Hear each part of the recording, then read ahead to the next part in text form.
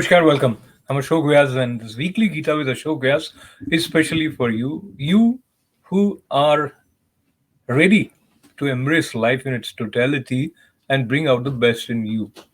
You who aspire to scale heights, realize your vision to bring out the best in you. Now, where comes Gita? Gita is actually a dialogue between two friends. As you are aware, on the battlefield of Kurukshetra, this was the army of Kauravas and Pandavas facing each other, and on the chariot of Arjun, who was the best archer of his time, was none other than Lord Krishna, also known as Partha Sarathi, because he was charioteer of Arjuna. Now, why this dialogue between two friends is so important and relevant for us, and especially it could help you navigate your pathway towards success in a way that you cannot imagine if you have not dived into it. And what I aspire to do here every week with you is to reconnect with what is Bhagavad Gita and how it applies to our lives. It is a text in one way, also with faith is addressed as mother. This is the celestial dialogue between two friends who are very open to each other, very loving to each other, and that eternal friend is also present for us if we invoke him. Having said that, in order to bring out the best in you, there are some areas which needs to be addressed now and then. There are some obstacles that we face within ourselves which prevent us from shining with our glory. And how this divine dialogue is relevant in the context of bringing out the best in you, we will talk about that. But let's recap the basic points about Bhagavad Gita. Statistics: over 5,000 years ago, this battle on the battlefield of Kurukshetra took place. There are 18 chapters in Bhagavad Gita and it has 700 shlokas. And this is nestled as a jewel in between the epic Mahabharata. Mahabharata is also known as fifth Veda, and credit to offer this great glorious saga of life goes to sage Vyas, who also is credited for having classified all four Vedas. There's one more thing. This is also this meaning Srimad Bhagavad Gita is also known as the essence of Upanishads. Upanishads also is kind of sitting near and having a sort of a dialogue. So dialogue is important, and dialogue can only happen when you are honest and when you are candid to ask questions.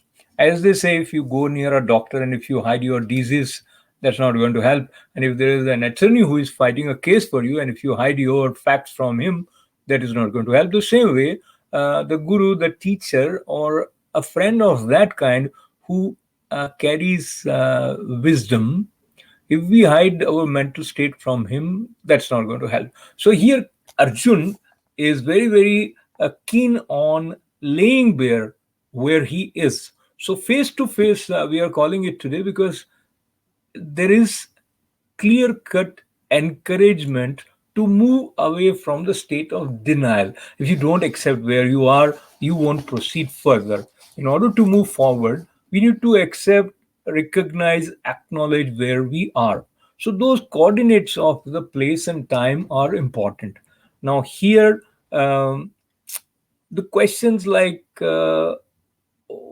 what is it that defines you in terms of your time, your place, your consciousness, leads us to the question, who are you?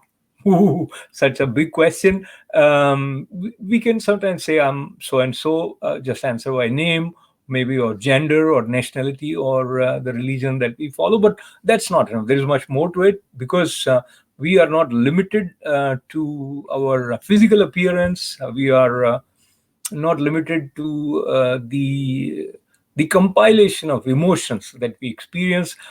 We are also not defined by our thoughts, because thoughts also keeps changing. So there is something underneath the wave pattern of thoughts. And what is that?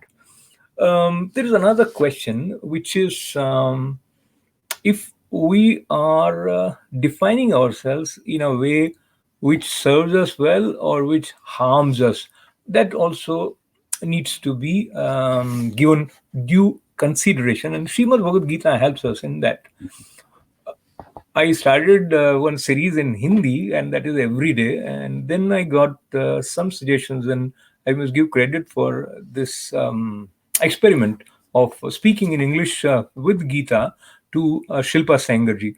She encouraged me that this would also connect some of you more if it is in English, and also if it is not regular and less frequent, like maybe a week or something. So we will continue only if you like it, and if you kind of share that, yeah, keep it coming.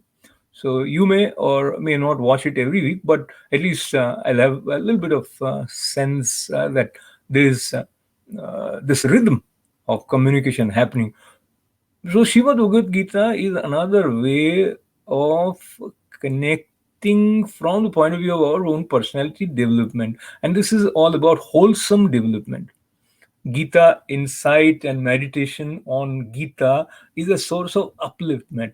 If, like Arjuna in the beginning, we will talk more about that. But the reason why this dialogue started was on the battlefield while Arjuna asked his charioteer, that is his friend, Lord Krishna, to take his chariot in between the two armies. And so he's inspecting who has come to fight with me. And all this has come to us because sage Vyasa blessed Sanjaya, who was in the court of Dhritarashtra, father of Kauravas, these 100 brothers. And Dhritarashtra was not able to see because he was blind. So Sanjay was giving this live commentary, being able to see what was happening, not just what was happening on the ground, but also what was happening in the minds of the main players. So that's how this is multi-layered narration by Sanjay, which helps us connect with it in such a way which which is a source of joy and also a pathway towards bliss. Today, I want to conclude by once again recollecting with you, let us not stay in the state of denial. Because if you are in the state of denial, then you are shying away from accepting your truth. And you can only proceed to the next step if you have firmly placed your feet on one step. Basically, that idea was so clear in the mind of Arjuna that he asked many candid questions, which many times, if we are in awe with somebody and we want to hide where we are because it would not look good, etc., those kind of things were not existing for Arjuna. And that's why I think Lord Krishna expressed all the wisdom which later on he says has flown for generations, for years, and there are many, many references interesting. But today I just want to leave you with one thought. Wherever you are, accept, recognize, and move away from the state of denial. Invoke the presence of the eternal companion, and gradually you will see that by invoking, you find him within. So it's all about you. It is a dialogue between you to you and narrated by you. That is the magical, miraculous, as well as simple way of Srimad Bhagavad Gita in opening up the sense of oneness, the sense of completeness, the sense of fullness. And on that note, I thank you for joining me in today's opening introductory face to face in weekly Gita with Ashok Vyas. If you like it, the idea is that you would share it and you would like it, and also tell me what way we should proceed down the line. But we will take mostly those areas from Srimad Bhagavad Gita which connects and applies to our situation. So, lots and lots of good wishes. Do the best, be the best, and realize your true self.